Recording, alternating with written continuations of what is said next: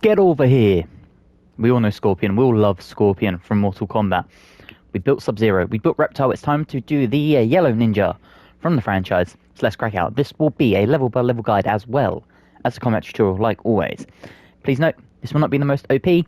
This will not be the most powerful. This will not feature gear and stuff because I like to leave my builds as blank as possible so you guys don't have to worry about fetching equipment.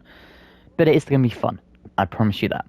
So, obviously, to start this, we are going to be a monk. And with your monk, you're probably going to be a frontliner, so I would leave it something like this. 17 in your dex, 15 in your constitution, and 14 in your wisdom. And athletics and acrobatics will be where you place your skill proficiencies.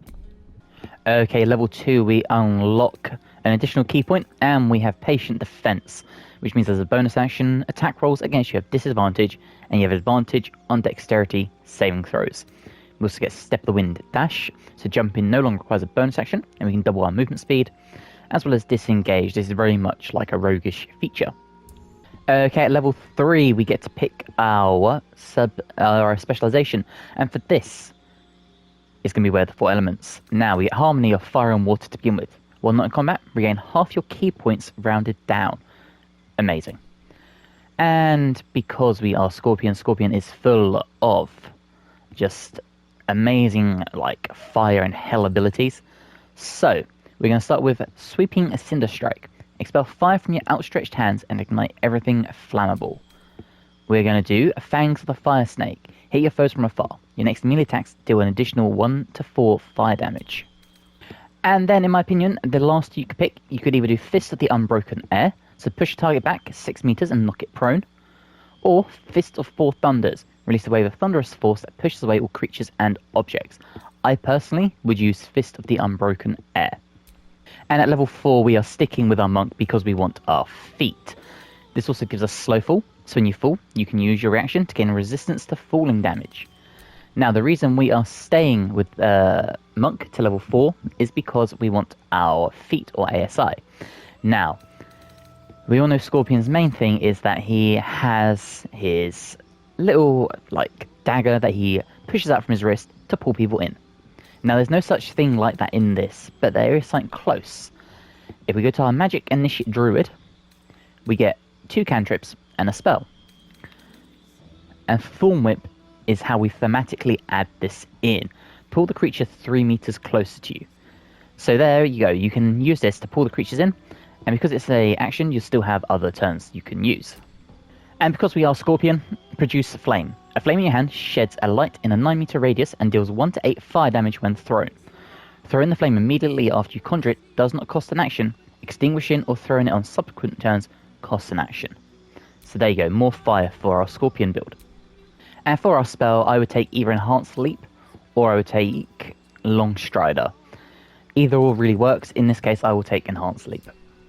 Okay, at level 5, we're going to dip into our next subclass, and it won't make sense at the moment, but we are going to take the Rogue. So, for this, I would stick with Investigation. Other options, Insight may be good, Perception, Survival, all are pretty good. Deception, Intimidation. Intimidation for Scorpion actually could be pretty good. Especially, we've all seen him when he takes the mask off and it's just his skull face. I think Intimidation is probably the way to go now. And for your expertise, I would do Athletics and I would do Stealth. Alright, at level 2, unfortunately we do have things such as Hide, Dash and Disengage as cunning actions. Kind of a little useless considering we have our Step of the Wind, but still could be useful if you need them, I guess. But it is to Rogue level 3 we take this so we can access the subclasses. And for this we want Thief. Now, we get second story work. You must start falling and gain resistance to falling damage. This pairs with slow fall, but fast hands gain an additional bonus action, and that is key for this build. And then for the rest of the levels, we are taking it all the way to monks. That'd be 9 levels of monk. At monk level 5, we get an additional attack, so now we could do 2 attacks and 2 bonus actions per round, which is phenomenal. That is a lot of DPS damage coming the way. We also have Stunning Strike. Possibly you hit for 4 to 9, and you can possibly stun the target. Again, it's awesome. Okay, monk level 6 we gain improved unarmed movement, so our movement speed is even more increased now. And key empowered strikes. The unarmed attacks count as magical for the purpose of overcoming enemies' resistance and immunity to non-magical damage. We also have a extra spell now, and for this we're doing Embrace of the Inferno. Expel the fire burning through your veins as 3 flaming rays. Each ray deals 2 to 12 fire damage. Okay, Monk level 7, we get Evasion. Your agility lets you dodge out the way of certain spells. When a spell effect would deal half damage on a successful dexterity saving throw, it deals no damage if you succeed, and only half damage if you fail. We also gain another key point, as well as Stillness of Mind. If you're charmed or frightened, you automatically cast Stillness of Mind to remove the condition, and getting frightened in this game happens a lot. Okay, we're almost finished. Monk level 8, we gain another feat now. So we will go into this, and for this one, you could do an ASI like I said, that's a very viable option. You could go into something such as a Tavern Brawler, if you wanted to add this, and then pop some elixirs of Hill Giant Strength and stuff like that. That'd be an extra 5 to every attack. But for me personally, to go with our fire and stuff, I would do Elemental Adapt. Your spells and attacks ignore resistance to a damage type of your choice. When you cast spells of that type, you cannot roll a 1. And of course, it will be to fire. And Monk level 9. Now, you could take this to Rogue level 4, and you'd get another ASI, which is perfectly viable. However, improved elemental casting. Your affinity with elemental key deepens. Several of your offensive 4-element features deal an additional dice of damage. When your Clench of the North Wind can hold an additional creature, and your Embrace of the Inferno fires an extra ray. So now we get 4 rays from our Embrace of the Inferno instead of 3. And this would be, I'll take the Fist of the Four Thunders. We spoke about this earlier. I think this is the final spell to round out what you need. The only other things, if you wanted to add them in, that you could do, if you can find a way of adding Misty Step, because Scorpion can teleport through his Infernos, that is another option.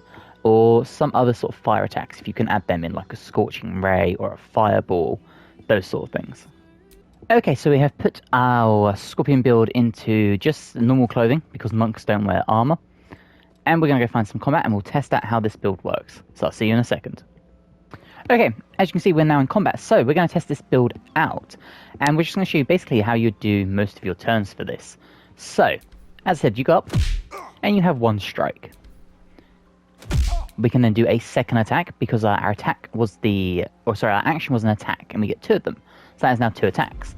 We now have access to 2 bonus actions, which if you saw our Sub-Zero build, now allows us to do things like Fury of Blows, like that, and then we can come back in with another Fury of Blows. And in 1 round, we did 72 damage and took out an entire enemy. And that's how powerful this build can be, just on its pure own self, with none of the spell casting used.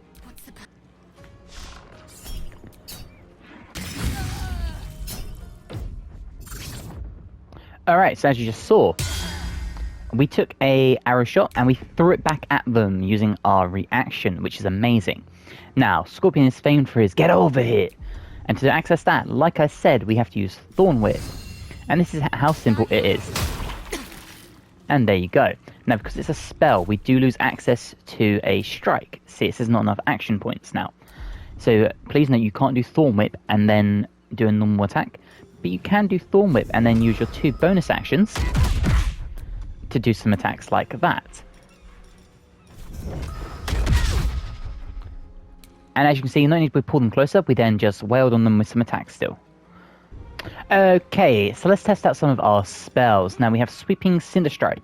Expel fire from your outstretched hands and ignite everything flammable. Now it's just in an array like this, but if you can target both of them, which might be a little difficult, but we shall give it a try and see how it is. There you go, 18 damage we did to them. And again, because of our key points, we still have access to things like Fury of Blows. So we can finish them off. And of course, they ignored any fire resistances and stuff like that because of our Initiate, or our Elemental Adapt, I'm sorry.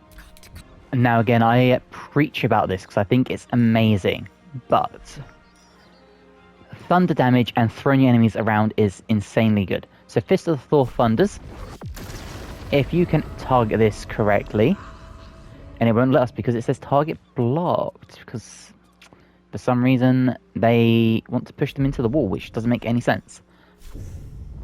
So instead, we will check out Stunning Strike. There you go. Unfortunately, I made the save, but because we did that, we now still have access to our unarmed strikes. So, because that clannad does any normal action. So there you go, we did that. And again, we still have access to all our Fury Blows and stuff like this. And you can just deal mass damage. Okay, unfortunately we haven't got enough key points to test out the Thunderous Punch anymore, but we have got enough to test out Fangs of the Fire Snake. Now this probably won't hit because we're up close and personal, but just so you can see how it is. And there you go. And you still have the option to come in and do these. So you can still cast your fire attacks and then come in and still just beat on these enemies. And now that combat is over, we can check out our ability here, Harmony of Fire and Water. While not in combat, regain half your key points. So we'll do this. And then we have half of them back. So that's really good if you don't want to take a rest or something, but you want some of your key points back just to top you up. That would be how you do it. And Embrace of the Inferno, we never checked this out. So we shall just have a little look now. We'll just cast it on here and you get 4 rays. So it's almost like Ray of Scorching Ray, sorry, where you have 3 rays. We have 4 because of our monk abilities. And there you go. You can just hit that with an enemy and you could do up to, if you rolled maximum, like 48 damage to an enemy. And then you can still come in with your key points and your bonus actions and just smack the crap out of them. This has been my Scorpion build. Like I said, it's not the most OP, but it is the most fun and thematical. Other ways you could top this up is if you wanted to give yourself a dagger. You could do sneak attack at certain points. You'd have to keep unequipping it, allowing you to do your Fury Blows and stuff like that. But if you wanted to just get a sneak attack with a small dagger like Scorpion has, to represent the one that he throws for his get over here, it's perfectly viable. If you have enjoyed, please let me know and drop a like on the video. If there's anything you'd change about this build, please let me know in the comments below. If you're new and not subscribed, but you'd like to, that'd also be amazing. And hopefully, guys, I'll see you in the next one. Bye, guys.